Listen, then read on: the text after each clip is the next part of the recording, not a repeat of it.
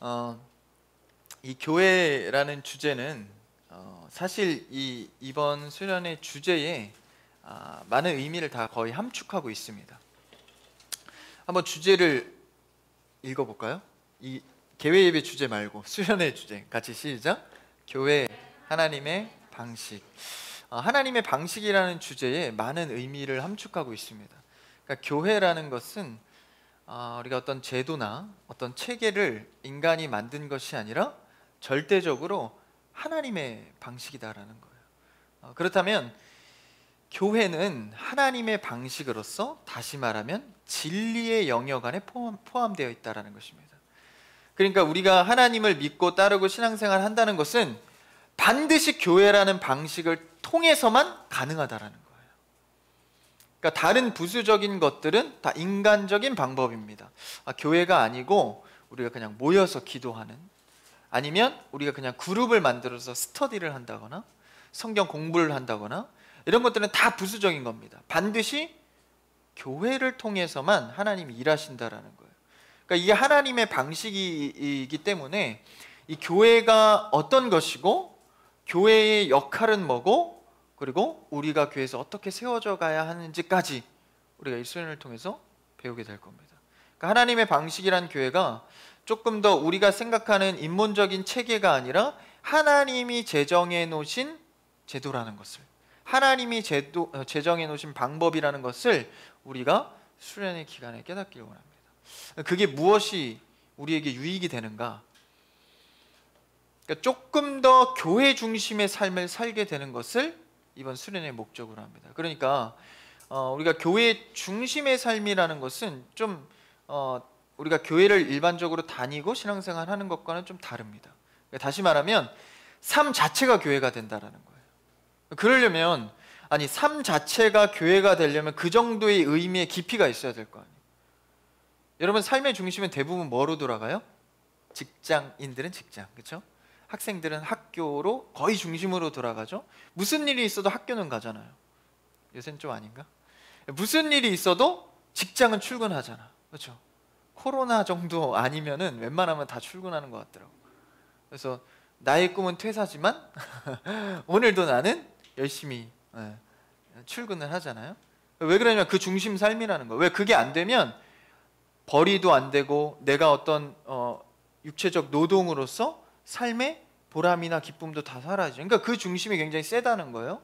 우리가 신앙인들은 이런 모든 중심된 체계들도 좋지만 그 위에 교회 중심의 삶이 있어야 한다는 거예요. 단순히 그냥 물리적으로 어떤 것보다 뭐 교회 일이 있으면 다 내버리고 교회부터 나와야 돼, 뭐 이런 것도 물론 그럴 수도 있지만 그 정도를 의미하는 게 아닙니다. 내 삶의 어떠한 부분도 건드릴 수 없는 영역으로 못 박는 걸 말하는 겁니다. 그래서 그 교회의 오늘 개회 예배에서는 탄생의 현장들을 볼 겁니다. 그래서 오늘 말씀에서는 요한복음 2장의 한 부분을 읽었지만 실제 오늘 말씀에서는 세 가지 장면을 보게 될 것입니다. 그래서 세 가지 교회의 탄생의 장면들을 통해서 그렇다면 우리가 삶의 중심으로 살아야 하는 교회가 처음에 항상 이 성경과 기독교는 처음이 중요해요. 첫 열매, 그렇죠?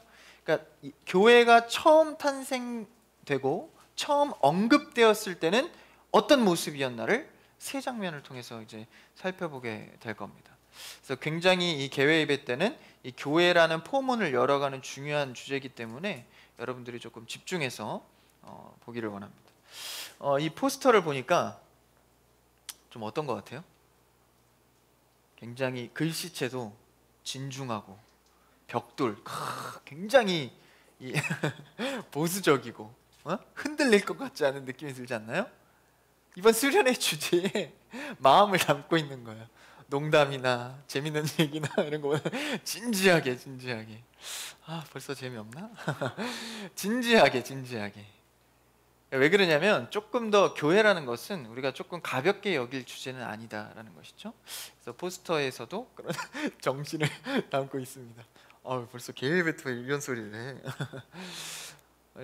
제가 사실 어제 이렇게 청년들이 뭐 준비하고 이런 걸 연락 받고 하면서 굉장히 기분이 좋았던 것은 제가 이렇게 큰 틀에서만 서로 나누고 여러 가지 내용을 서로가 기쁘게 준비하는 모습을 듣고 보면서 제가 마음이 아주 좋았습니다. 그래서 얼마나 철저히 준비했으면, 저도 아까 이거 뽑기 있더라고요. 이거 보통 유년부에서 많이 하는 어떻게 뽑기를 했는데 아주 좋더라고요. 텀블러 가져온 사람은 위에, 안 가져온 사람은 밑에 이렇게 레벨을 나눠서 근데 또 기분 좋게 또 마음존 또 이러니까 보면서 기분이 좋더라고요. 저도 아까 하나 뽑았는데 그 관리자가 제가 딴 거 뽑겠다니까 한번 뽑으면 안 된다고, 딴 거 가지려 안 된다고, 보리과자, 보리과자는 꽝 아닌가요? 꽝이 걸려서 다른 걸 가져가려고 하니까 절대적으로 탁 준비를 철저히 했기 때문에 딴 거 가져가면 안 됩니다. 보리과자는 보리과자.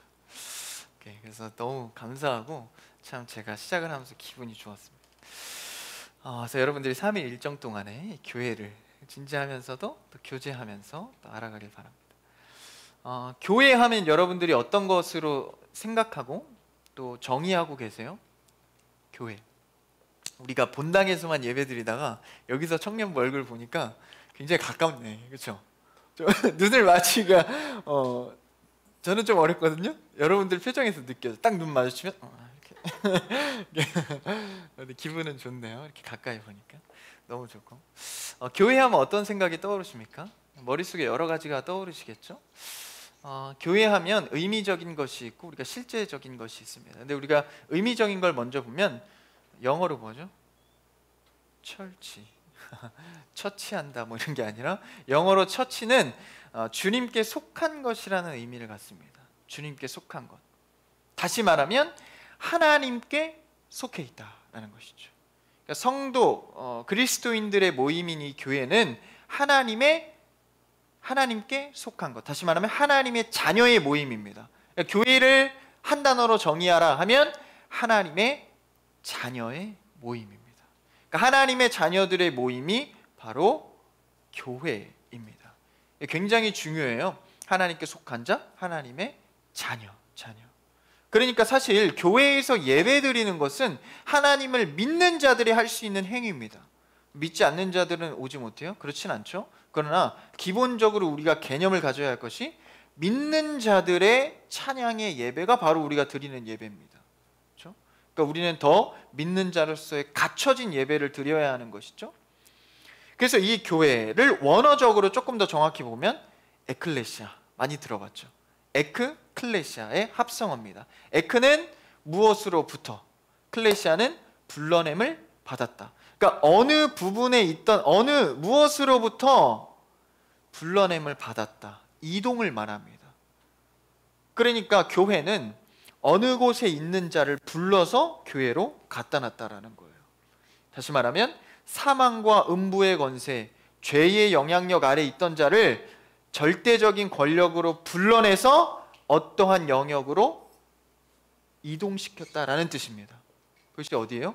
교회다라는 것이죠. 그래서 불러냄을 받은 자들의 모임, 사망으로부터 옮겨져서 완전한 분리를 말합니다. 그 모임이 교회다라는 것이죠. 그러니까 하나님께서 전적으로 옮기시고 만들어 놓은 곳에 데려다 놨기 때문에 교회는 제도가 아니라는 거예요. 제도는 뭐죠? 인간이 만든 형태입니다. 좀 인간의 편의를 위해서 혹은 인본주의, 그러니까 인권을 위해서 만들어 놓은 여러 가지 제도가 있죠. 이건 그게 아니라는 거예요. 하나님의 방식과 하나님의 계획에 의해서 옮겨놨다라는 겁니다.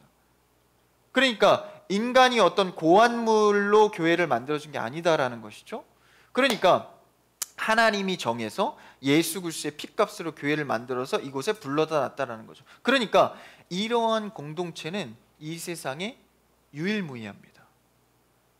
그러니까 이 세상에 어디에도 없는 공동체가 교회다라는 거예요. 하나님이 그렇게 만들어 놓으셨다라는 것이죠. 근데 오늘 말씀, 오늘 읽은 요한복음 장면에서 이제 성전, 다시 말하면 교회에 대한 개념을 다시 예수 그리스도가 재정비하십니다. 예수 그리스도께서 이제 오늘 본문에서 굉장히 혁명적인 이야기를 하세요. 뭐라고 하셨죠? 성전을 헐어버려라. 그러니까 오늘날로 치면은 비유를 하자면, 그러니까 많은 지역 교회들이 있잖아요. 그 교회를 갑자기 예수님이 부셔버려라, 다 교회를 없애버려라 라고 말씀하시는 거예요. 우리 입장에서 여태까지 교회라는 역사와 교회라는 신앙생활을 하던 자들이 갑자기 예수님이 교회를 다 없애버려라 하면 얼마나 과격해요. 너무 과격하지 않나요? 이거보다도 훨씬 더 유대인들은 성전을 헐라는 것은 받아들일 수 없는 이야기였습니다. 그러니까 이러한 예수님의 혁명적인 이야기를 하시는 데는 교회에 대한 더 깊이 있는 의미를 드러내고자 함입니다. 그렇다고 성전을 헌다고 해서 성전을 완전히 없애는 게 아니라 성전의 정신은 가져오죠. 성전에는 누가 계시죠? 여호와 하나님이 계시잖아요. 그래서 그것으로 대제사장만이 제물의 피값으로 들어가잖아요. 그러니까 하나님의 임재를 상징하는 이 성전이 그냥 완전히 다 없어진 게 아니라 율법도 없어진 것 같지만 그 정신은 갖고 오죠. 완성하셔서. 다시 말하면 율법하고 똑같습니다. 성전이 없어진 게 아니라 성전의 형태를 더 완벽하게 완성해서 우리에게 주시는 거예요. 그러니까 성전이 허물어져야 된다라는 표현을 하신 것이죠. 다시요. 율법은 예수 그리스도께서 완벽하게 이루셔서 우리에게 율법을 주신 겁니다. 없어진 게 아니에요. 우리가 못하니까. 성전도 우리에게 하나님의 임재의 상징이라고 주셨는데 우리가 그 성전에 대해서 제대로 성전을 이해하고 교회를 세워가지 못하니까 예수님께서 성전을 다시 새롭게 완성하셔서 우리에게 주신 겁니다. 그게 뭡니까? 오늘날의 바로 이 교회입니다. 그러니까 하나님의 방식대로 예수 그리스도의 피값으로 새롭게 해서 우리에게 주신 교회가 얼마나 귀하냐라는 거예요. 그래서 유대인들에게 그런 개념을 심어주기 위해서 성전을 헐라 말씀하세요. 그러면 그 성전이 당시에 얼마나 예수님이 하나님이 원하시는 교회가 아니었길래 새롭게 하시려고 했는가. 말씀 오늘 문맥을 보면 오늘 일부만 읽었지만 문맥을 보면 우리 여름성경학교 때도 잠깐 나왔던 본문인데 장사하던 자들이 있어요. 성전 앞에서 재물을 파는 자 그리고 환전하는 자 매매하는 자들이 있었습니다. 그러니까 이런 자리에 성전 안에서 이런 행위를 했다라는 것은 단순히 그들이 이런 재물을 통해서 유익을 취하는 것 이상의 의미가 있었습니다. 뭐였냐면 여기에는 종교 지도자들의 욕심이 있었다라는 거예요. 그러니까 단순히 믿지 않는 자들이나 좀 믿음이 약해도 좀 이렇게 물건을 파고 이런 자들은 큰 문제가 되지 않을 수 있어요. 그런데 큰 문제는 뭐냐면 성전을 알고 관리하는 장들이 타락했다라는 겁니다. 그렇기 때문에 그들이 예배를 집도하고 직접 하나님을 만나러 성전에 들어가는 그 자들이 타락했기 때문에 이 성전 자체는 완벽한 타락이라고 말할 수밖에 없는 것이죠. 어떤 타락이었습니까? 성전 안에 들일 수 있는 허가를 누가 내요? 당연히 성전의 장이 내겠죠. 대제사장, 제사장, 그리고 율법 학자들, 이런 자들이, 종교 지도자들이 당시에는 지금의 권력보다 훨씬 더 강했습니다. 종교 지도자들이. 그러니까 성전 안에 들어와서 여기다가 가게를 열 수 있는 허가를 그들이 내는 거예요. 근데 그들이 상인들의 어떤 유익을 위해서 내는 게 아니라 이를 통해서 누가 돈을 버니까? 이 종교 지도자들이 돈을 버니까. 어마어마한 양의 그 돈을 버니까 이것을 허용한 겁니다. 그래서 종교 지도자들이 이 기득권의 형성으로 자신들이 성전의 법들을 결정하기 시작한다는 거예요. 그러니까 우리의 교회의 법은 뭐죠? 바로 성경입니다. 근데 이 정신을 무시하고 자신의 사변적인 유익대로 결정을 해서 그들을 드리는 거예요. 그러니까 이 옛 성전의 이런 타락이 어디에 아직 남아있죠? 카톨릭에 아직 남아있는 겁니다. 카톨릭은 교황 체제죠. 그러니까 아직도 그 기득권이 우열로 남아 있습니다. 현재 우리 기독교는 어떤 종교개혁 이후에 어떤 형태로 남아 있죠? 민주적으로 계급 사회가 아니라 기독교는 역할의 사회입니다. 그러니까 제가 여러분보다 높아요? 아닙니다. 직분이 나는 그냥 말씀 전하는 자인 거예요. 여러분은 뭐예요? 찬양하는 자, 성도, 집사, 권사, 장, 여러 가지 역할 속에서 교회를 세워가는 것 뿐이지 우리는 어떤 우열의 관계가 아니다라는 거예요. 그러니까 구약의 성전은 그 계급을 명확히 했다라는 거예요. 그게 아직 개혁이 안 된 게 바로 카톨릭의 요즘 말로 말하면 이제 천주교죠. 카톨릭의 신앙입니다. 아직도 교황 체제잖아요. 그들이 명령하달해서 성도들이 참여하지 않고 그냥 명령 하달식으로 신앙생활을 합니다. 그러니까 이러한 한계적인 성전을 예수님이 어떻게 하신다고요? 헐고 어떻게 해요? 사흘 만에 새롭게 일으키겠다. 한번 19절 첫 절을 한번 읽어볼까요? 19절 같이요. 시작. 예수께서 대답하여 이르시되. 어떤 의미로 말씀하시는지 알겠죠? 그 옛 성전을 헐고 내가 새롭게 일으키겠다라는 말씀을 하십니다. 그러니까 그 성전의 정신을 담아서 다시 일으킨다라는 거예요. 그러니까 무시하고 새롭게 짓는 게 아니라 그 성전을 헐고 일으키겠다라고 말씀을 하시죠. 그러니까 우리가 이제 3일 동안에 그 옛 구약의 성전의 정신도 배우겠지만 어쨌든 새롭게 세우겠다. 그러니까 새롭게 세우려면 그 옛 구습의 성전이 허물어져야 되는 거예요. 한계가 있는. 그래서 제대로 된 교회라면 지금 종교개혁 이후에 우리가 갖고 있는 이 체계를 우리가 잘 알아야 한다라는 것이죠. 그럼 당시에는 그런 구약의 성전이 지금 이 본문만 봐도 굉장히 타락해 있는 것을 알 수 있죠. 근데 이거보다 더 심한 장면도 있습니다. 바로 두 렙돈을 헌금한 여인, 그 장면에서 나옵니다. 그러니까 부자가 수많은 돈을 냈어요. 근데 여인은 두 렙돈이면 뭐 하루에 한 끼 정도 될까요? 여기 국수집 있죠. 제가 자주 애용하는데 거기서 그냥 국수 한 그릇 먹는 돈이에요. 그 두 렙돈이 없으면 이 여인은 하루를 또 온종일 굶어야 됩니다. 그 두 렙돈을 헌금을 했다는 거예요. 이건 두 가지 의미를 상징합니다. 하나님 앞에 나의 정성을 드리는 예물은 양으로 측정되는 것이 아니다. 두 번째는 바로 오늘 주제와 부합한데 바로 이 당시의 상황이 그 여인을 이 자신의 재산을 드리면서까지 이렇게 헌금할 수밖에 없는 이런 상황을 고발하고 있는 거예요. 당시에는 이제 유대 총독이었던 이제 헤롯 왕이 있었어요. 근데 헤롯 왕이 유대 피가 아니다 보니까 로마의 어떤 집권 아래서 총독의 역할을 하고 있다 보니까 유대인들은 이 로마에 대해서 굉장히 반감이 있잖아요. 그러니까 이 총독하고 관계가 그리 좋진 않았습니다. 그래서 이 총독이 유대인들의 환심을 사기 위해서 한 것이 무엇이냐? 유대인들은 종교면은 완전히 이 성전과 종교라 그러면 완전히 목숨도 내놓는 사람이니까 이들에게 성전을 지어줘야겠다. 그래서 큰 땅을 그리고 큰 성벽을 이뤄서 성전을 지어주는 프로젝트를 실시합니다. 그러다 보니까 그 성전을 지으려면 뭘 걷어야 돼요? 헌금, 세금을 걷어야 될 거 아니에요. 그래서 엄청난 세금형 헌금을 드리게 했습니다. 그래서 부자도 다 갖다 바치고 없는 자도 갖다 바치고 백성들의 고열을 빼는 협박식의 헌금으로 세수를 거둔 겁니다. 그러다 보니까 이런 여인들도 나와서 다 자신의 것을 내놓을 만큼, 그래서 이런 성전이 지어지고 그 안에서 종교 지도자들도 타락하고 이런 모습들 때문에 예수님은 이것에 대해서 고발하고 있는 거예요. 이런 성전 헐자.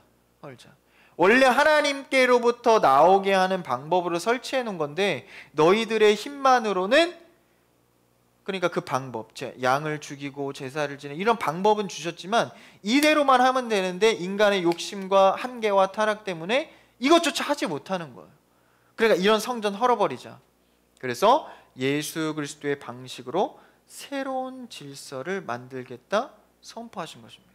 그게 바로 오늘 장면의 이 선포예요. 성전을 헐라 내일 사흘 동안에 일으키리라. 그래서 21절에 성전된 자기 육체를 가르쳐. 자신의 육체로 성전을 새로 세우겠다는 거예요. 개념이 달라졌죠. 전에는 뭐로 세웠어요? 어린 양의 피값으로, 제물의 피값으로. 이젠 예수 그리스도 자신으로 세우겠다는 거예요. 방식이 달라졌죠. 그럼 그 의미가 무엇인가? 이제 그 조금 더 디테일하게 그렇다면 예수님이라는 방식으로 세워지는데 조금 더 디테일하게, 좀 추상적이잖아. 예수님의 방식 좀 깊이 있게 세 가지로 오늘 두 번째 장면을 넘어가면서 깊이 있는 세 가지의 그 방식을 살펴보기를 원합니다. 두 번째 장면은 뭐냐면, 여러분들 요새는 어플에서 다 검색이 되잖아요. 이제 성경 어플에서 검색을 해보면 교회라고 검색을 해보면 구약 성경은 안 나와요. 교회란 단어가. 근데 신약 성경에서 가장 처음에 등장하는 곳이 어딜까? 바로 마태복음입니다. 사도행전인 줄 알았죠? 아닙니다. 마태복음에서 이미 일찍이 예수님께서 교회라는 단어를 언급하셨어요. 한번 그 장면을 볼까요? 우리 조금 찾아보면 좋겠어요. 마태복음 16장 앞에 있기도 하지만 좀 중요하니까. 근데 놀랍게도 우리가 너무 잘 아는 말씀이에요. 자, 마태복음 16장을 한번 가볼까요? 마태복음 16장 16절에서 17절 말씀입니다. 한번 찾아보세요. 천천히.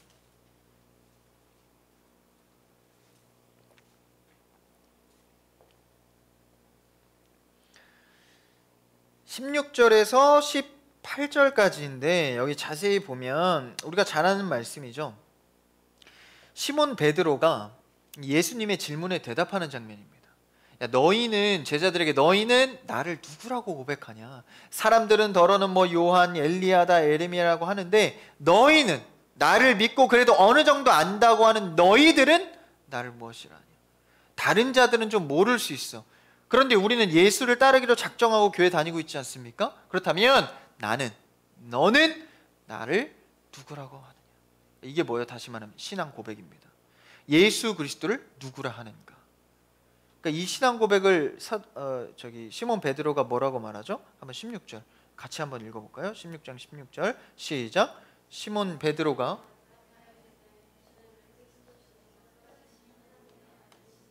너무 중요한 장면이죠. 시몬 베드로가 예수 그리스도에 대한 신앙 고백을 한 것입니다.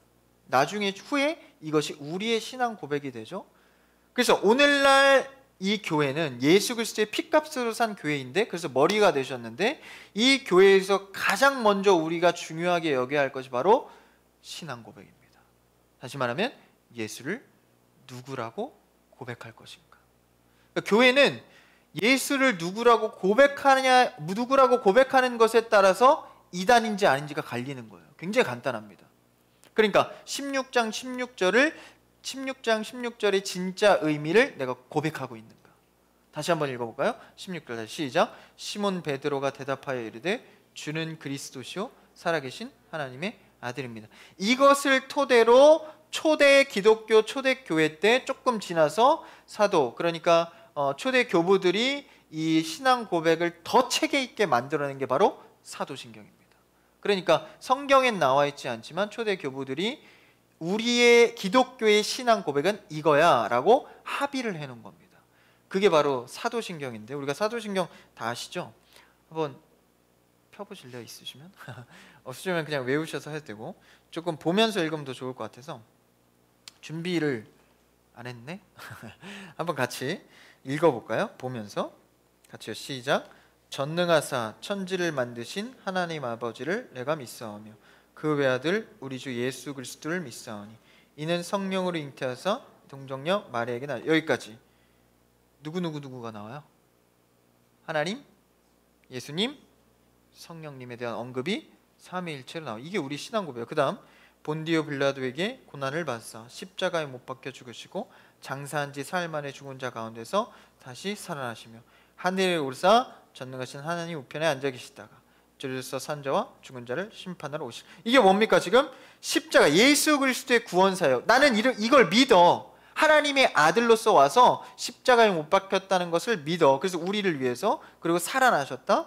그 다음에 성령을 믿사오며 시작. 성령을 믿사오며 거룩한 공회가 뭐예요? 공교회입니다. 인정된 교회, 거룩한 교회와 성도가 서로 교통하는 것과 죄를 사하여 주시는 것과 몸이 다시 사는 것과, 이게 다 무슨 말이에요? 예수 그리스도가 앞에서 죽으시고 부활하셔서 하나님 옆에 계신 것을 나에게 그대로 적용시켰다라는 거예요. 그걸 난 믿는다라는 거예요. 영원히 사는 것을 믿사옵나이다. 아멘. 삼위일체 하나님과 예수님이 우리에게 무엇을 하셨고 그 일이 나한테 적용되는 것을 믿는다. 이게 바로 우리 교회의, 그리고 나의 신앙 고백입니다. 그래서 첫째, 예수 그리스도의 방식이라는 것은 예수님이 누구이신지를 내가 고백하는 것을 말합니다. 이건 믿음하고 연관이 되죠.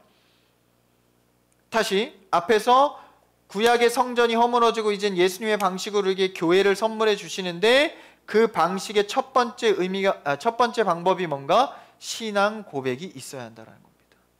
이 교회는 반드시 선지자와 사도들의 신앙 고백으로 세워져야 한다라는 것이 누구요? 사도 베드로. 사도 베드로. 주님 그리스도시요 살아계신 하나님의 아들입니다. 근데 이 고백을 보니까 또 놀라운 게 있어요. 그 다음에 이제 예수님께서 뭐라고 대답하시죠? 17절에 보니까 17절 마태복음 16장 17절 바로 다음에 있어요. 시작. 예수께서 대답하여 이르시되 바요나 시몬아 내가 복이 있도다. 이를 내가 혈육이 아니요 하늘의 18절 넘어가서 이거 뭐야 17절 다시 읽어볼까요? 그거 잘렸네. 이를 내게 한 이는 혈육이 아니요 하늘에 계신 내 아버지시니라. 이게 무슨 말이에요? 그러니까 이 고백을 한 것은 사도 베드로의 고백인 줄 알았는데 하나님께서 주셔서 하늘로부터 고백하게 한 거라는 거예요. 다시 말하면 이 교회는 신앙 고백 위에 세워져야 하는데 그 고백을 누가 주셨다? 하나님이 주셨다라는 겁니다. 이 고백을. 그러니까 이러한 예수 그리스도가 누구이신가에 대한 고백은 인간이 학문적으로 연구해서 대답할 수 있는 게 아니다라는 겁니다. 우리의 신앙 고백은 철저히 하늘로부터 온 것. 다시 말하면 이 말씀으로부터 우리가 부여받는 게 되는 거다라는 것이죠. 그렇게 신앙 고백에 대한 이야기를 했습니다. 그 다음 18절로 넘어가면 뭐라고 하죠? 18절 이게 안 잘렸나? 18절 18절 그 다음 시작. 또 내가 너는 베드로라 내가 이 반석 위에 내 교회를 세우리니 음부의 권세가 이기지 못하리라. 이게 바로 두 번째 예수 그리스도의 방식입니다. 이게 뭘까요? 여기 보니까 여기서 이제 중요한 것은 교회와 그리고 카톨릭이나 다른 교회가 오해돼서 28절의 말씀을 해석하는 경우가 많아요. 그러니까 보니까 베드로의 뜻이 뭐예요? 베드로의 뜻은 반석입니다. 베드로라 내가 이 반석 위에 내 교회를 세우리니 라고 하니까 그러면 베드로가 반석이니까 베드로 위에 교회를 세운다는 거구나 라고 착각할 수가 있어요. 근데 이 반석은 그 반석이 아닙니다. 착각하면 안 돼요. 단어가 다릅니다.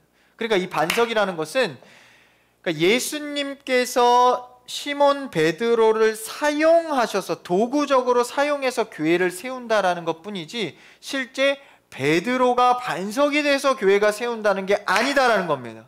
카톨릭은 이렇게 반대로 하죠. 카톨릭은 베드로가 세웠기 때문에 그냥 베드로가 교회가 되었다. 그러니까 인적 계승을 합니다. 베드로 다음에 교회를 세울 사람은 누군가? 그게 누가 된 거예요? 그게 교황이 된 겁니다. 그래서 카톨릭 천주교의 교황은 베드로의 인적 계승의 형상입니다. 그럴듯하지만 틀렸다는 거예요. 왜 틀렸죠? 18절을 자세히 보세요. 너는 베드로라. 주어가 그 다음 누구예요? 내가. 여기서 말하는 자가 누구죠? 주어가 예수님이. 내가 이 반석 위에, 그러니까 시몬 베드로를 통하여서 내 교회를 세운다라는 거예요. 해석을 잘해야 됩니다. 그러니까 시몬 베드로가 교회가 된다는 게 아니라 시몬 베드로를 통하여서 내가 베드로라는 도구를 통해서 내 교회를 세운다라는 거예요. 주어가 두 번이나 나오죠. 완벽하게 결정하고 있는 겁니다. 내가 내 교회를 세운다. 그러니까 예수님의 방식으로 교회가 새롭게 세워진다는 것은 예수 그리스도가 주권적으로 교회가 세워진다는 겁니다. 교회는 앞에도 뒤도 옆에도 다 예수 그리스도입니다. 예수 그리스도로 내가 세운다라고 말씀하시잖아요. 그래서 우리를 통해서 예수 그리스도의 교회가 세워져요. 근데 우리를 통했죠. 예수 그리스도의 교회이긴 하지만. 그러니까 여러분, 예수님이 자신의 교회를 세우는데 나를 사용했다는 것은 내가 얼마나 큰 가치가 있는 겁니까? 이걸 생각해봐요. 그러니까 이미 세워주신 자로, 그러니까 교회를 세우는데 나를 쓸 정도면 나는 이미 세웠다라는 거예요. 베드로를 반석으로 세워버리잖아요. 그렇죠? 근데 나의 권위를 내가 스스로 세울 필요가 없다는 거예요. 카톨릭처럼 직급을 만들어서 내가 베드로의 계승을 받은 교황이야, 그래서 이것에 따라야 돼, 이런 계급을 안 만들어도 이미 우리를 통해서 교회를 세우기로 작정하셨다는 거예요. 그러니까 우리가 스스로 높아질 필요가 없어요. 이미 우리는 교회를 세우는데 사용되었고 사용된 자들입니다. 이미 우리의 직급은 높아요. 무슨 말인지 이해하시죠? 이 땅 가운데 유일무이한 이 하나님의 방식인 교회를 세우는데 나를 사용했다고요. 하나님이 그냥 하셔도 되는데 나를 사용했다고. 전도사로 부르시고 찬양하는 자로 부르시고 예배하는 자로 부르셨다는 말이죠.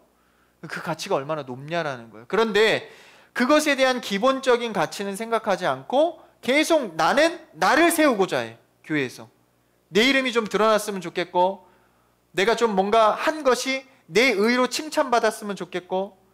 그러니까 예수님은 이미 나를 사랑하시고 칭찬하시고 높게 높게 설정해서 교회로 부르셨는데, 그 교회 안에서 우리는 경쟁을 하고 있다는 겁니다. 누가 더 잘난 자인가, 칭찬받는 자인가. 그래서 우리의 세대는요, 이 기득권이 득세하는 이 교회에서 이 계급적인 교회를 척결해야 합니다. 카톨릭에는 이미 남아있지만, 그게 진리라고 생각하지만 오늘날 개신교에도 그러한 양태들이 아직도 남아있습니다. 종교개혁 이후에도 수많은 그런 계급들을 자의적으로 만들어냈죠. 장로는 성도의 대표로서 이 교회 일을 하기에 용이하게 만들어낸 시스템입니다. 그런데 그것을 직급으로 이해하기 시작했죠. 돈이 좀 많으면, 그리고 좀 인정을 받으면, 사회에서 인정하는 직업이 있으면 장로를 세우기 시작합니다. 목사님이라는 직분은 성도를 돌보고 말씀을 전하는 직분인데 어느덧 교회에 그냥 수장이 되어서 호령하기만 합니다. 그러니까 그런 기득권의 형태로 교회가 흘러가고 있는 것, 그게 뭐예요? 사실은 개혁되어져 가는 게 아니라 후퇴하는 겁니다. 구성전으로. 그래서 우리 세대 때는요, 그 계급적인 카톨릭으로 돌아가는 그 교회를 척결해야 합니다. 그래서 그것에 중요한 게 뭐예요? 신앙 고백과 두 번째는 예수 그리스도가 주권적인 교회, 주권적인 교회. 그래서 예수 그리스도의 주권 속에서 교회는 계속해서 나누고 순수함을 회복하고, 우리는 이미 주의 부르심 안에 동등하다는 인식 속에서, 그렇죠? 사람의 교회가 되지 않도록 예수 그리스도, 뭐라 그랬어요 아까? 여기 베드로와의 대화에서 내가 내 교회 세운다. 누가 말을 해요? 내가 내 교회 세우겠다는, 내 돈 주고 내가 사겠다는데 누가 뭐라 그래? 약간 이런 느낌이에요. 내가 내 교회 세우겠다는데 너를 사용했다라는 거예요.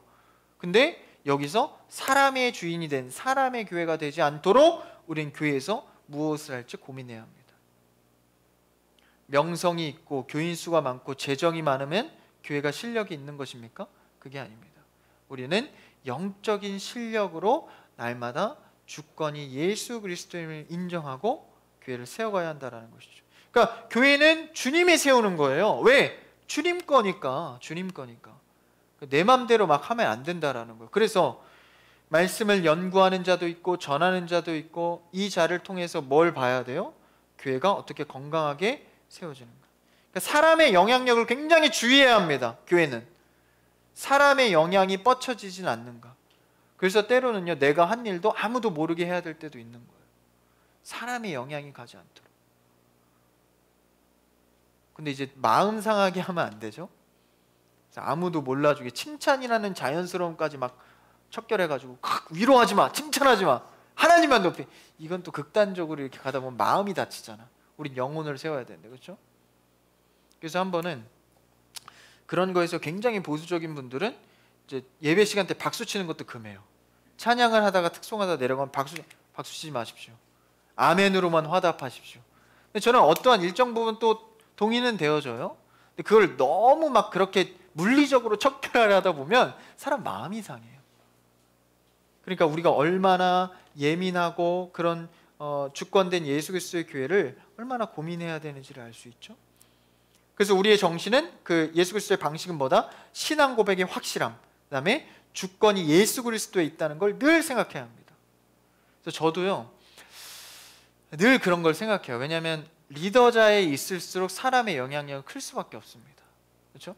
제가 여러분에게 뛰어난 모습을 보이지 않아도 이미 전도사라는 직분이 있기 때문에 여러분들은 그냥 그 직분에 대해서 영향력을 받습니다. 그러니까 그냥 일반적인 직분이 뭐 평범하게 예배자로 드리는 자가 하는 말과 제가 하는 말은 영향력 측면에서 다른 거예요. 계급이 아니라 내 역할이. 그러다 보니까 저는 조금 더 이 사람의 영향력이 지대하지 않도록 저를 스스로 치고 노력해야 합니다. 그러니까 여러분, 직분 맡을수록, 봉사 맡을수록 기도와 그리고 끊임없는 고민은 더해져 갈 수밖에 없는 거예요. 그거를 영적으로 아는 사람들이 조금 안다기보다 느껴지니까 뭐 맡기면 싫다 그러는 거야. 영적으로 뭐 맡기면 기도 더 해야 되고 남들보다 더 말 한마디 신중해. 그거 얼마나 힘들어요. 그러니까 일단 안 한다. 그러다 은혜 확 받으면 또 한다 그러고. 그죠? 그런 갈등들이 있는 거예요. 왜? 사람의 영향력이 아니라 주님이 주권 되신 교회인 거를 영적으로 알기 때문에. 그래서 늘 그걸 염두해야 합니다. 그러면서 뒤에 18절에 또 뭐라 그래요?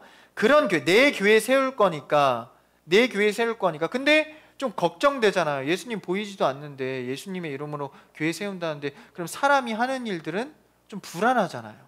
그래서 뭐로 결정을 지어버리죠? 음부의 권세가 이기지 못하리라. 다시 말하면 교회가 교회되면, 교회가 교회된다라는 건 뭐예요? 예수 그리스도의 주권이 살아날수록 음부의 권세는 틈타지 못한다라는 거예요. 사람의 권세가, 영향력이 살아날수록 음부의 권세는 틈탑니다. 이게 굉장히 비례적인 거예요.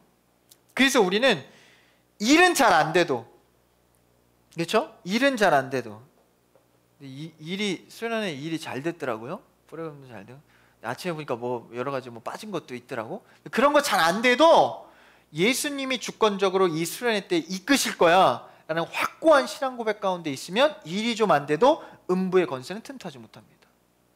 아무리 일이 잘 돼도 내 실력으로 했어, 내 영향력, 이 권세에 사로잡혀 있으면 음부의 권세가 틈탄다라는 거예요. 그러니까 예수님의 주권 가운데 있는 교회는 음부의 권세가 왜 틈타지 못해요? 이미 이겼기 때문에. 이미 예수 그리스도로 이겨서 피값으로 사신 교회입니다. 그것을 우리가 인정하고 그 대목을 세워가는 순간 교회는 절대 사라지지 않는다. 왜? 그 주권 가운데 계속해서 가기 때문에. 음부의 권세가 틈타지 못해. 그러니까 교회는 이겨놓고 싸우는 거예요. 예수님의 피값으로 샀다 그랬잖아요. 그러니까 이미 이 교회는 피값으로 승리하고 이 안에서 우리는 예배드리고 교제하고 하는 겁니다. 실수하고 넘어질 수는 있어도 사라지진 않습니다. 그러니까 교회는 두 가지가 있어요. 보이는 교회와 보이지 않는 교회. 쉽게 말하면 보이는 교회는 뭐예요? 이 지역 교회, 크리스찬 교회, 건물적인 교회. 보이지 않는 교회는 뭐예요? 교회라는 개념입니다. 오늘 이 장면에서 나오는, 야, 내가 성전을 헐고 내 육체의 몸으로 다시 세울 거야 라고 한 이 개념, 교회의 개념, 새로운 개념, 이거는 절대 사라지지 않아요. 이 개념이 사라지지 않는 한 지역교회는 계속 생겨날 수밖에 없습니다. 물론 뭐 이렇게 어려움 중에 교회가 없어질 수도 있고 쪼개질 수도 있고 타락할 수도 있죠. 그럴지언정 교회는 절대 사라지지 않습니다.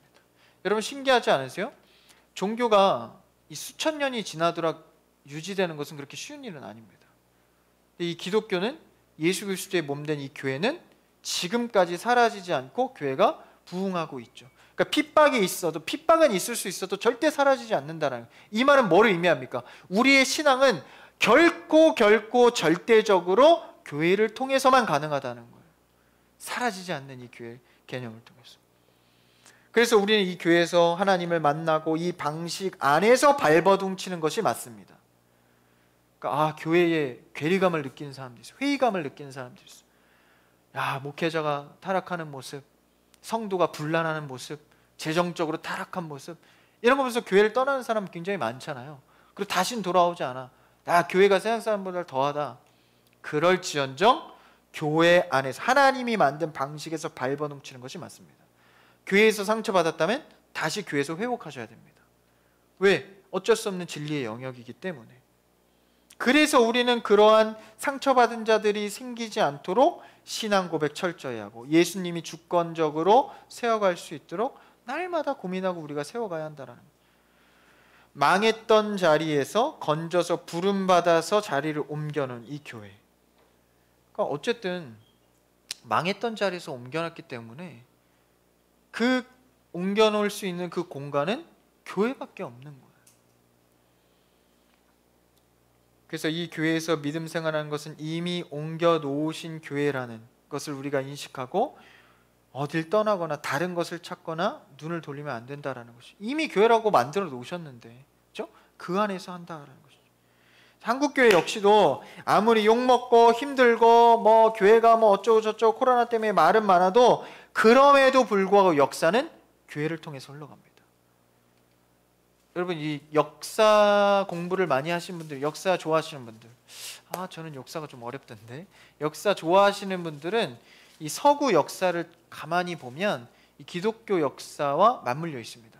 기독교 종교 때문에 전쟁이 일어나고, 기독교 때문에 학살이 되고, 기독교 때문에 나라가 파해지고, 기독교 때문에 나라가 세워지고, 이건 큰 맥락의 역사가 다 종교, 기독교 안에서 흘러가거든요. 교회 안에서. 그래서 이러한 교회는 사라지지 않기 때문에 이긴 승리를 하고 있는 거예요. 핍박은 받아도.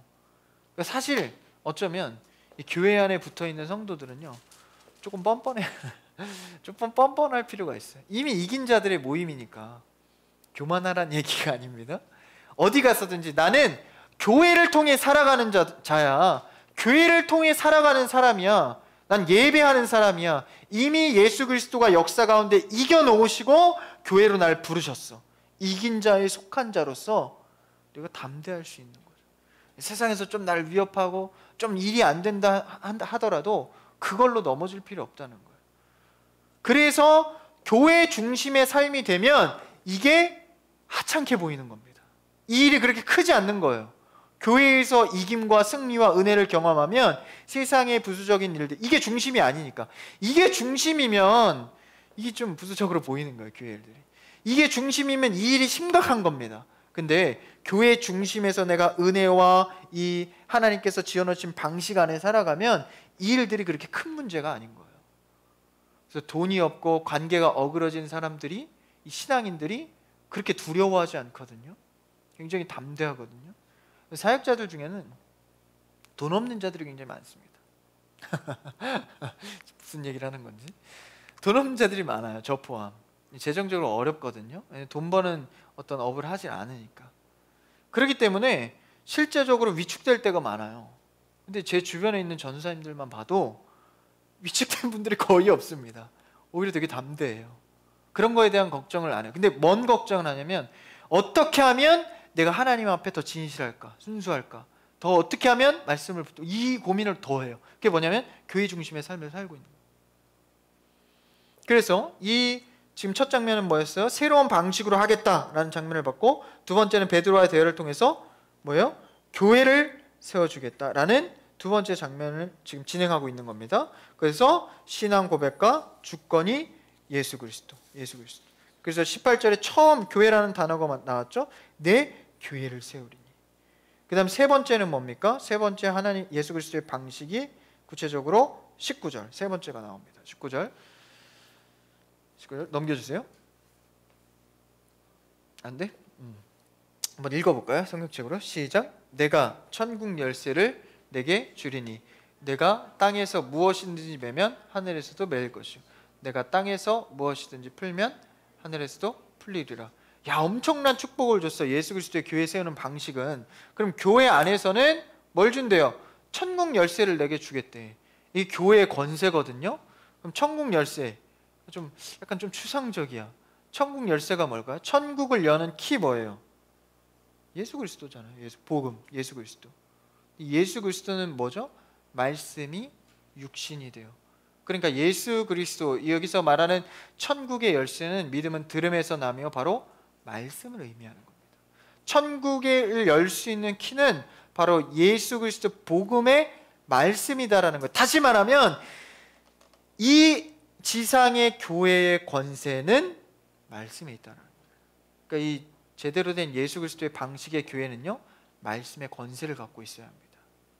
그러니까 말씀이 유일무이한, 변하지 않는 무오한 하나님의 말씀으로 믿는 것이 바로 교회입니다. 이것을 왜곡하고 잘못 전한 자들이 누구예요? 카톨릭, 그렇죠? 이걸 왜곡해가지고, 그렇죠? 면죄부를 팔아서, 그렇죠? 돈을 벌고 뭐 이런 형태들, 이거를 어그러뜨린 거죠. 그래서 예수 그리스도의 이름으로 천국 열쇠가 되는 그게 바로 말씀이다. 말씀. 그러니까 말씀의 권세를 교회에게 주신 거예요. 그러니까 교회에서는요, 실제 제1번 뭘 해야 되냐? 가르치고 배우는 일을 해야 되는 겁니다. 누굴 통해서? 말씀을 통해서. 그래서 말씀 전하고 듣는 것이 가장 중요한 거예요. 지금 이 시간처럼 말이죠. 그럼 정리합니다. 두 번째 장면에서 1번 뭐였어요? 신앙 고백. 교회 주셨어요. 예수 그리스도를 통해서. 두 번째 뭐예요? 예수 그리스도가 주인 되셨어요. 세 번째는 뭐예요? 말씀의 권세. 이러한 세 가지의 형태를 갖춘 것이 예수 그리스도의 방식이다라는 거예요. 여기서 내가 한 거 뭐 있어요? 한번 찾아봅시다. 신앙 고백. 아까 누가 줬다 그랬죠? 베드로 보니까 하늘에서부터 왔대요. 내가 믿을 수 있는 게 아니죠. 두 번째, 예수 그리스도가 주인 된대. 내가 예수 그리스도를 주인 되게 만드나? 할 수 없죠. 말씀의 권세. 내가 말씀을 막 써? 새로운 계시다. 없죠. 세 가지 다 교회를 세움에 있어서 내 역할이 없다는 거예요. 근데 신기하게도 그럼에도 불구하고 이 일들을 너를 통해서 하겠다. 베드로의 입술을 통해서 신앙 고백을 했잖아요. 그렇죠? 우리를 통해서 예수 그리스도가 주인 되시잖아요. 세 번째, 우리를 통해서 말씀이 전해지잖아요. 우리를 사용하고 있단 말이죠. 교회 안에서. 이 어마어마한 신앙 고백과 예수 그리스도가 주인 되신과 말씀의 권세가 우리를 통해서 이루어지고 있다는 겁니다. 이 감격의 교회의 생활이 얼마나 우리의 삶에 깊이 있는 것임을 알아야 합니다. 단순히 종교 생활하는 게 아니에요. 하나님이 부여하신 이 세 가지를 우리에게 맡겨주셨다라는 것이죠. 이 맡겨주신 일을 열심히 이행하면 뭐가 이루어져요? 하나님의 계획인 이 교회가 세워지기 시작합니다. 영혼이 살아나고 부흥되고 믿는 자들이 날마다 더하여져 간다라는 것이죠. 그게 바로 하나님이 계획한 교회입니다. 그렇다면 이제 세 번째 장면으로, 마지막이에요. 다 왔어요. 세 번째 장면으로 이 교회가 이제 그럼 예수님이 말씀하셨어, 그렇죠? 의미적으로. 그 다음에 베드로와 대화하셨어. 실제적으로 그 의미가 뭔지 풀어주셨어. 그럼 이제 현상, 실제 보여야 될 거 아니에요, 그 교회가. 그러면 사도행전으로 가서 실제 교회가 첫 탄생, 이거 잘 알죠? 교회가 첫 탄생됐을 때의 장면을 보겠습니다. 사도행전 2장 1절에서부터 4절까지인데 우리 잘 알죠? 이게 바로 성령 강림하신 예수 그리스도의 교회가 처음 태어난 날. 사도행전 2장 1절만 한번 읽어볼까요? 1절 시작. 오순절 날이 이미 이르매 그들이 다 같이 한 곳에 모였더니, 보니까 유월절이 이르렀대요. 유월절. 그러니까 유월절은 절기잖아요. 그러니까 절기라는 것은 날에 특별함이 있다라는 거죠. 이스라엘의 3대 절기 뭐예요? 유월절, 오순절, 초실절, 수장절. 이 3대 절기 중에 하나입니다. 중요한 날이죠. 오순절. 그날에 뭐 했다고요? 다 같이 한 곳에 모였다. 굉장히 중요하죠. 이날 교회가 탄생한 거예요. 뭐 할 때? 다 같이 모일 때. 아무리 온라인으로 발전하고 아무리 디지털이 발전한다 할지라도 우리의 정신은 다 같이 모일 때입니다. 모일 때. 메타버스 이것도 모인 거 아닙니까? 예, 아닙니다. 예, 아니에요.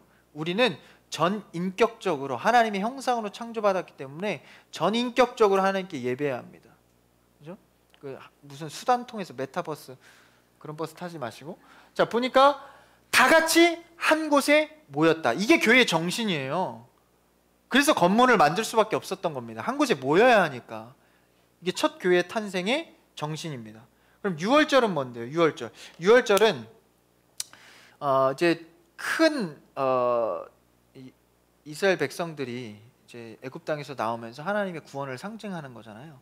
유월절 이후에 7일 동안 안식일, 그러니까 7일 주일이죠. 7일 동안의 안식일을 7번 지냈을 때 7749, 가장 큰 절기니까 플러스 1을 합니다. 그래서 50일이 지난, 유월절 다음에 50일이 지난 날이 바로 오순절이에요. 그렇죠? 그래서 이게 여기 보니까 오순절날. 그러니까 유월절에서 50일이 지난 큰 안식일인 오순절날에, 이때는 이제 77절이라고도 합니다. 이 시기가 보리 수확기였기 때문에. 근데 너무나도 절묘한 것은 보리의 수확은 뭘 의미해요? 좀 보잘것없는 거거든요. 근데 예수님께서 내가 산 떡이다, 생명의 떡이다 할 때 그 떡이 뭡니까? 보리떡입니다. 그러니까 그날이 바로 이 날이에요. 오순절날. 그래서 첫 열매를 가져온, 예수 그리스도도 첫 열매가 되죠. 보리떡. 죄송해요, 이거 녹화되고 있는 거예요? 되고 있죠? 보리떡이 첫 열매가 되는 그날. 예수 그리스도가 첫 열매 되는 그날에 사람들이 모인 겁니다. 그래서 이게 나중에 이제 곧 우리 일요일, 주일이 되죠. 원래 구약에는 토요일이 주일로 지켰어요. 근데 예수님이 죽으시고 부활한 뒤에 오순절, 성령 강림절을 통해서 일요일이 주일이 된 겁니다. 이때부터. 그렇죠? 그래서 의미가 있죠. 그러니까 교회의 탄생일이 주일이에요. 교회의 탄생이 주일날 됐거든요. 그래서 첫 탄생의 날이 모임을 통해서 이루어졌다는 거예요. 교회가 탄생돼서 모인 게 아니라 이미 모인 다음에 탄생이 이루어진 겁니다. 그러니까 이 모이는 정신이 얼마나 강한가. 오늘 많이 모여야 되는데 어디 갔지? 다 같이 어디 모였죠? 마가다락방. 다락방인데 120명이 모였어요. 보통 부자가 아니죠, 그렇죠? 부잣집입니다.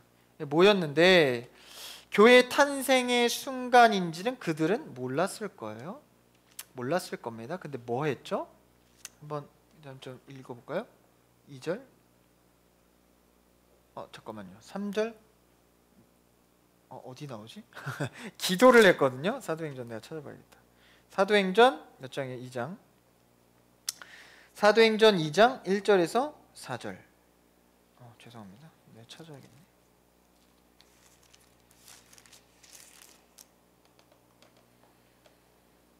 하나님께서 이들이 모였을 때에 뭐 하라고? 기도하라고 그랬는데 지금 같이 모여서 기도할 때에 뭐 합니까? 호련히 하늘로부터 급하고 강한 바람 같은 소리. 굉장히 복잡하네. 2절을 한번 보여주세요. 호련히 하늘로부터 급하고 강한 바람 같은 소리가 있어 그들이 앉은 온 집에 가득하였다. 굳이 왜 이렇게 그냥 성령님이 임하셨다 이러면서 심플하잖아요. 안 그래도 말씀이 긴데 왜 굳이 이런 표현을 달아놓으셨을까? 모였을 때 일단 탄생의 순간에는 일단 모여서 뭐였죠? 기도했어요. 두 번째가 먼저 2절에 보니까 급하고 강한 바람이 있는 게 아니라 바람 같은 주어가 뭐예요? 사실은 소리입니다. 소리. 우리가 집중할 것은 눈에 보이는 현상, 신비한 기적, 그게 아니라 소리입니다. 성경에서 말한 이 소리의 원어의 단어는 말씀. 말씀에서의 이 소리는 일반적으로 하나님의 말씀에 해당합니다. 그러니까 이 교회가 탄생될 때 하나님께서 먼저 뭘로 임해요? 소리로, 말씀으로 임하셨다라는 거예요. 이게 제 해석이 아니라 동의어의 구약 성경에 보면 엘리야 아시죠? 엘리야가 이제 바알 선지자들하고 대결을 해요. 자기 혼자 대결을 해서 하나님이 더 크신 분임을 이겼죠. 기적을 통해서 이겼습니다. 이기고 나서 기세 등등하고 있을 때 이세벨이 엘리야를 죽이려고 하죠. 근데 그 소식을 듣고 너무 절망해서 도망가게 됩니다. 그래서 광야의 로뎀나무 그늘 안에서 완전히 다 죽게 생긴 거예요. 그렇게 기세 등등해서 하나님이 바알 선지자들 다 죽였는데 갑자기 급다운되는 거예요. 이런 센치한 자가 되지 않기를 축복합니다. 굉장히 이 말을 듣고 절망했고 로뎀나무 나무 아래서 먹지도 자지도 못하고 흐느끼며 울고 있던 겁니다. 그때에 여기서 우리가 주목할 것은 사실 바알하고 대결할 때 놀랍게도 하나님께서 말씀하신 장면이 없어요. 불이 임하고 기적은 일어났는데 하나님의 소리가 없었던 거예요. 그러니까 하나님의 말씀으로 응답받지 않은 기적은 얼마 가지 못합니다. 꼭 말씀으로 응답받는 여러분들을 축복합니다. 바로 그냥 꺾이는 거예요. 그런데 엘리야를 이제 위로하시고 먹여서 겨우겨우 일으키셔서 그 산에 올라가 뭘 보여주시죠? 바람과 불과 지진을 보여주세요. 지진을. 엄청난 기적을 보여주시면서도 하나님은 그 속에 계시진 않습니다. 근데 어디에 그 다음에 계시죠?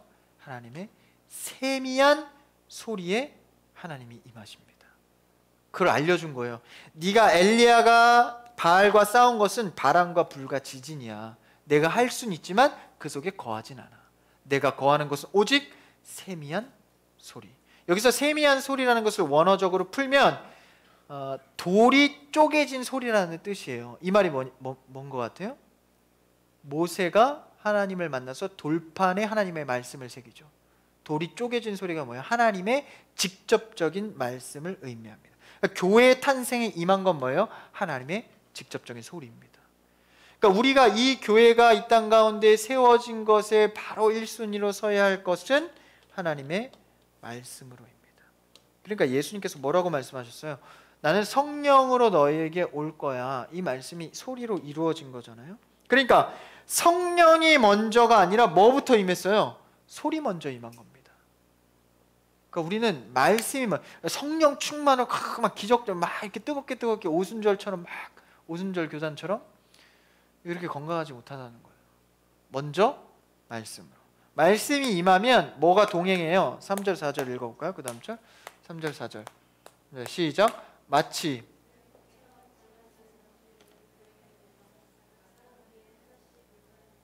4절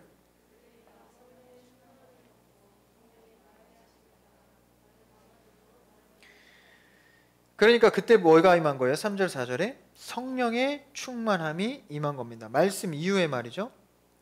그래서 말씀과 성령님은 늘 뭐 해야 합니까? 늘 함께 계셔야 합니다. 늘 함께. 그래서 말씀에 너무 치우쳐서 지식적인 거에 매료돼도 안 되고 성령에 너무 취해서 기적적이고 신비적인 거에만 빠지면 안 되는 거예요. 말씀과 성령은 늘 균형 있게 가야 합니다. 그래서 우리가 구할 것은 말씀과 성령의 균형이다라는 거예요. 성령님이 이 땅에 내주하시는 분, 말씀으로 우리에게 역사하시는 거예요. 성령님이 이제 임했어요. 그렇죠? 어디에 임한 거예요? 교회가 탄생될 때. 그러니까 교회를 통해서 항상 말씀이 증거되고 교회를 통해서 성령이 임하는 거예요. 그렇죠? 성령과 말씀은 진리인데 교회를 통해서 왔다는 거예요. 교회는 당연히 진리지 않겠습니까? 인간의 고한물이 아닙니다. 이미 태생 자체가 진리라는 거예요. 그래서 성령님이 이 땅에 한번 내주하시면 영원히 우리와 함께 하신다는 선포를 하시는 거예요. 교회를 통해서. 성령은 이 땅 가운데 오심의 선포를 통해서 왔다 갔다 하는 게 아니에요. 영원히 계십니다. 그래서 교회의 설계는 말씀과 성령으로. 그래서 우리는 성령의 말하게 하심을 따라 말씀의 근거에서 전하고 듣게 하는 겁니다. 그래서 이 말씀과 성령의 균형이 교회 안에서 이루어지면 초대교회의 탄생처럼 온전한 교회가 되는 거예요. 그럼 결과적으로 어떤 일이 일어나죠? 5절 이후에 보니까 4절에 보니까 다른 언어로 말하기 시작하니라. 그러면 6절에 보니까 막 다른 제자들이 말하는 것을 듣고서 다 7절에 신기하고 놀랍게 여긴대요. 그렇죠? 갈릴리 사람이 아니냐? 어떻게 그 사람들의 방언이 아닌 말을 저렇게 할 수가 있냐? 이게 무슨 말이냐면 유대인들이 자기네 말을 하는데 다른 나라 말로 들려진다라는 거예요. 그게 무슨 말이에요? 언어가 다른데 언어의 소통이 이루어진 겁니다. 야, 놀랍다. 우리나라 말이네. 언어의 소통이 이루어진 거예요. 이게 언제 사실 깨졌던 거죠? 바벨탑 사건 때. 언어를 흩으시잖아요. 죄로 인해서. 그러니까 죄로 인하여서 그들이 모일 때는 하나님께서 흩어버리는 거예요. 성령의 이름으로 모인 곳에서는 다시 언어가 회복되는 겁니다. 인간의 영향력으로 모인 교회는 하나님께서 흩어버리시는 거예요. 깨지는 겁니다. 그런데 성령의 말씀의 균형으로 이루어진 교회는 통하는 겁니다. 그래서 내 개인적인 영향력이 아니라 성령과 말씀의 균형으로 서로를 이해할 수 있는 거예요. 그러니까 성격이 좋아져서 이해하는 게 아니라 성령과 말씀의 교감으로 통하는 겁니다. 그래서 우리 은혜 나눔이라 그러죠. 같은 말씀 듣고 야, 넌 어땠어? 난 이런 은혜 받았어. 나 사실 이런 일들이 있었는데 참 난 이런 도전이 됐어. 이러면서 교감을 하는 거예요. 그냥 뭐 그냥 나 밖에서 이러는데 누구 막 이게 뒷담화하고 뭐 이러면서 좋다. 나도 그런 일이 있어. 이게 아니라 성령과 말씀 안에서 교감을 하는 겁니다. 그때에 우리는 교회 안에서의 살아 움직임을 느끼게 되는 거죠. 성도로서 말이죠. 성령의 소통, 말씀의 소통으로 뭐가 됩니까? 하나가 된다는 거죠. 바벨탑 때 무너졌던 그 언어가 다시 회복돼요. 그러니까 우리는 사실 우리가 힘들어하고 낭망하는 것은 삶의 문제인 것 같지만, 잘 들으세요. 교회 중심이 되면 삶의 문제 때문에 우리가 힘든 게 아니에요. 돈이 없어서 힘든 게 아닙니다. 직장이 없어서 힘든 게 아니에요. 삶의 어려운 일이 나에게 닥쳐와서 힘든 게 아닙니다. 실제 우리의 심령에 말씀과 성령의 뜨겁고 깊이 있는 것이 나에게 들어오면 삶의 힘듦은 힘든 게 아닌 것을 깨닫게 되는 겁니다. 아, 내 안에 성령과 말씀의 뜨거움이 없기 때문에 내가 이 일이 힘들 수밖에 없는 겁니다. 전사님들 모르는 소리 하세요. 내 삶에 힘든 일이 얼마나 많은데. 네, 여러분, 심령에 제대로 말씀이 성령을 통해 들어가면 정말 달라지는 거예요. 삶의 문제로 힘든 게 아니다라는 거죠. 깊게 내 안에 틀어박히면 그럼 반드시 이것으로 삶을 살아가기를 축복합니다. 그게 어디서 가능해요? 교회에서 가능해요. 교회에서. 그러니까 우리의 삶의 문제, 고독함과 이 외로움과 이 문제는 교회를 통해서 해결을 받는 겁니다. 신비하게도. 그래서 여러분, 우리는 교회 안에서 말씀을 전하고 배우는 여러분 되기를 축복합니다. 이 말씀의 중요함, 말씀을 이제 정리합니다. 새롭게 되는 이 교회의 탄생의 현장들 세 가지를 봤습니다. 첫 번째는 예수 그리스도께서 예수님의 방식으로 세우겠다는 의미를 전달했어요. 두 번째는 실제 교회를 언급하면서 세 가지로 신앙 고백의 중요함과 예수님의 주권의 중요함과 말씀의 권세의 중요함을 말씀해 주셨습니다. 그 다음에 세 번째 장면에서는 성령과 말씀의 균형으로 교회가 온전히 세워져 감을 말해주고 있습니다. 여러분, 이 교회가 여러분이 다니고 있는 교회가 되기를 축복합니다. 여러분이 인식하고 있는 이 교회가 이 주권적이고 신앙의 고백이 있고 그리고 말씀의 권세를 누리는 교회가 되기를 바랍니다. 여러분이 그 인식으로 이 교회를 다니고 있다면 여러분들은 이미 말씀 중심, 교회 중심의 삶을 살고 있다는 것이죠. 교회는 학원이 아닙니다.